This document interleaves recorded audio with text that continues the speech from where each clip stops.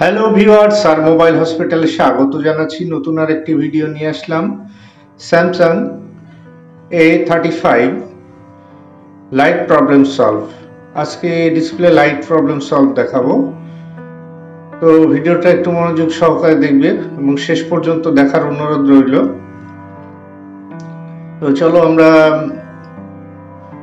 ডায়াগ্রামে চলে যাই, সিস্টেমেটিক ডায়াগ্রামে। এখান থেকে আমি পুরো ক্লিয়ার ভাবে দেখাবো।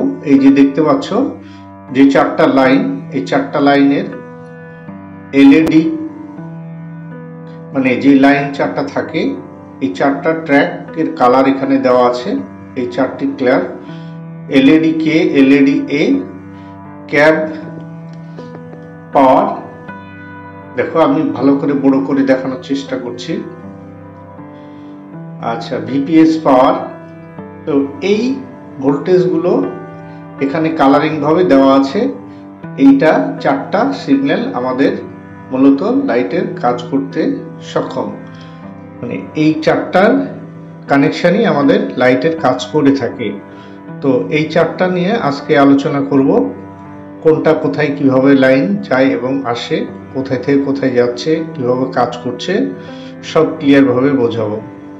প্রতিটা সিগন্যাল এখানে যে এলইডি কে আছে, এলইডি এ, কেবিসি, পিডব্লিউএম, ভিপিএস পাওয়ার, প্রত্যেকটা কানেকশনই ডিটেলস আমি এখানে দেখাবো। ভিডিওটি শেষ পর্যন্ত দেখার জন্য অনুরোধ রইল। তো দেখো, ডিসপ্লে কানেক্টর। ডিসপ্লে কানেক্টরের যে আমাদের প্রথমে মেন যে ভোল্টেজটা আমাদের আসে কোথায় থেকে, সেই বিষয়গুলোকে আমাকে ক্লিয়ার করে আগে জানতে হবে। তো এই যে দেখো এখানে আমাদের তিনটা লাইন, আমরা এখন সামনাসামনি যে দেখতে পাচ্ছি, এই তিনটা লাইন আমাদের প্রথমত দেখো এই তিনটা লাইন কোথা থেকে আসছে। এই তিনটা লাইন এই যে কানেক্টরের পাশে দেখতে পাচ্ছ, এই কানেক্টরের পাশে যে কম্পোনেন্টগুলো আছে, এই কম্পোনেন্টগুলো হয়ে তারপরে আমাদের ডিসপ্লে কানেক্টরে আসছে। তো তারপরে এখানে যে মেইন লাইনটা কোথায় থেকে আসছে, এই যে মেইন লাইনটা হচ্ছে ভিপিএস পাওয়ার, যেটা চার্জিং আইসি থেকে আসে। ভিপিএস পাওয়ারটা চার্জিং আইসি থেকে বেরিয়ে আমাদের এখানে একটা কয়েল থাকে, কয়েল হয়ে আমাদের এটা বেরিয়ে যায়। তো এইখানে এই প্রথমত এই ভোল্টেজটাকে আমাকে চেক করতে হবে যে আমাদের লাইট সেকশনে ভোল্টেজটা আছে কিনা। লাইট সেকশনে যদি ভোল্টেজটা না থাকে তাহলে আমাদের লাইটটা অবশ্যই জ্বলবে না। সেক্ষেত্রে আমাদেরকে ভিপিএস পাওয়ারটা প্রথমেই আমাদের প্রাথমিক কাজ হচ্ছে ভিপিএস পাওয়ারের ভোল্টেজটা আমাদের দেখে নেওয়া।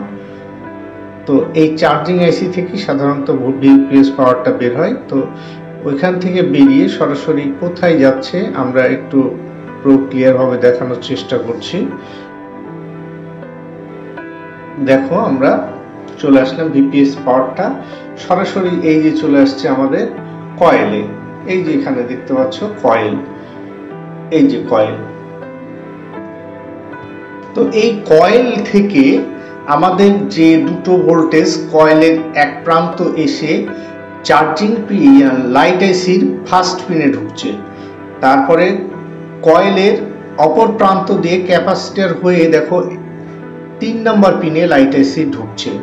ভিপিএস পাওয়ার কোথায় লাইট আইসি 2 পিনে ঢুকলো, আর ভিপিএ পাওয়ার দুটা পয়েন্টে ঢুকলো, আর মাঝে যে পিনটা আছে সেই পিনটা থেকে আমাদের একটা নীল কালারের একটা লেয়ার বেরিয়ে যাচ্ছে। দেখো বেরিয়ে সরাসরি চলে গেল কোথায়, আমাদের ডিসপ্লে কানেক্টরে। এই যে ভালো করে একটু দেখো, আমি জুম করে দেখানোর চেষ্টা করছি। এটা এই লাইনটাকে আমাদেরকে ভালো করে দেখতে হবে। তো এই দেখো আমাদের কোথায় থেকে ভিপিএস লাইনটা এসে ঢুকছে, ভিপিএস পাওয়ারটা লাইট এসির 1 নম্বর পিনে আর 3 নম্বর পিনে ঢুকছে। এইটা কিন্তু আমাদেরকে মূলত প্রথমত ফার্স্ট টাইম লক্ষ্য করতে হবে যে আমাদের ভিপিএস পাওয়ারটা আমাদের কোথায় এসে ঢুকছে। তো আমি একই কথা বারবার বলছি, কি জন্য বারবার বলছি, এইটা প্রথমত ভালো করে লক্ষ্য করতে হবে। তারপরে এই যে এলইডি যে সিগন্যাল আছে, সিএম ক্যাপ যে সিগন্যাল, সেই ক্যাপ সিগন্যালটা আমাদের চলে আসলো কয় নাম্বার ডিসপ্লে কানেক্টরে 6 নাম্বার পিনে, এখান থেকে আমাদের চলে আসলো। তো এই ভোল্টেজটা এখানে রেগুলেটরের মাধ্যমে আইসির মধ্যে থেকে ভোল্টেজটা রেগুলেটেশন হওয়ার পরে ওখান থেকে আমাদের সরাসরি চলে আসে ডিসপ্লে কানেক্টরে।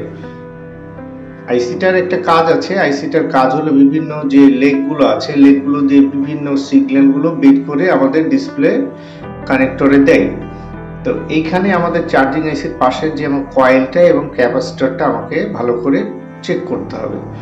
তারপরে এখান থেকে আমাদের যে আউটপুট হয়ে লাইট আইসি থেকে যে আউটপুট হয়ে যে 6 নাম্বার পিন থেকে একটা দেখো যে পিঙ্ক কালারের যে সিগন্যালটা যাচ্ছে, পিঙ্ক কালারের সিগন্যালটা আমাদের ডিসপ্লে কানেক্টরের উপরের বাম পাশের উপরের কর্নারে যাবে।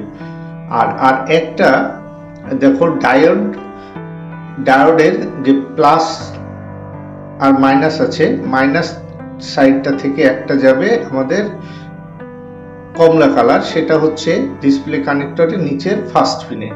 তো এই তিনটা লাইন আমাদেরকে ভালো করে দেখতে হবে। এই তিনটা সিগন্যাল আমাদের যে দেখছো, এই তিনটা সিগন্যালে আমাদেরকে লাইন আসতে হবে। তো এই তিনটা সিগন্যাল আমাদের কোথায় কোথায় থেকে আসছে? তিনটা সিগন্যাল আসছে আমাদের এই যে দেখতে পাচ্ছ যে কম্পোনেন্ট গুলো আছে, কম্পোনেন্ট গুলোর মাধ্যম দিয়ে আসছে। তো মূলত যে পিঙ্ক কালারটা আসছে সরাসরি কোথায়? লাইট আইসির 6 নাম্বার পিন থেকে, এবং কমলা কালারটা আসছে ডায়োডের মাইনাস প্রান্ত থেকে, এবং আমাদের যে নীল কালারের যে সিগন্যালটা আসছে লাইট আইসির 2 নাম্বার পিন থেকে। এই তিনটা সিগন্যাল আসলো আমাদের ডিসপ্লে কানেক্টরে। আর আমাদের লাইট আইসি যে ইনপুটে যে ভোল্টেজটা আসছে, সেই ভোল্টেজটা 1 নাম্বার আর 3 নাম্বার পিনে লাইট আইসি ঢুকছে, সেটা ভিপিএস পাওয়ার হিসেবে এসে ঢুকছে কত ভোল্টেজ? 3.7 থেকে 4.2 ভোল্টেজ। এই ভোল্টেজগুলো আমাদেরকে ঠিকঠাক দেখতে হবে। এই পুরোটা যদি আমরা ঠিকঠাক দেখতে পারি, আমাদের লাইট 100% সমস্যার সমাধান হয়ে যাবে। এখানে খুবই সহজ বিষয়, তোমরা একটু লক্ষ্য করে যদি কাজগুলো করতে পারো তাহলে সহজেই কাজটা করতে পারো। খুব জটিল কিছু না, সহজেই তোমরা কাজটা করতে পারবে। তো এই লাইট সেকশনের কাজ করতে খুবই মজা পাবে যখন তুমি এই জিনিসটা বুঝতে পারবে। যতক্ষণ তুমি এই লাইনগুলো, ট্র্যাকগুলো এবং ভোল্টেজ সম্পর্কে তোমার ধারণা না আসবে, ততক্ষণ পর্যন্ত এই কাজগুলো তুমি ভালোভাবে করতে পারবে না। তো তাই আমি পুরো ডিটেলসটা একটার পর একটা বুঝিয়ে দিলাম। তো আমার ভিডিওটা যদি তোমাদের ভালো লাগে তাহলে আমার চ্যানেলটি একটু সাবস্ক্রাইব করবে এবং নোটিফিকেশন বেলটা অন করে দিবে, একটা লাইক করে দিবে। তো আমি শেষ পর্যন্ত ভিডিওটি দেখার জন্য সবাইকে ধন্যবাদ জানিয়ে এখানেই আমি শেষ করছি। আর মোবাইল হসপিটালের পক্ষ থেকে সবাইকে ধন্যবাদ।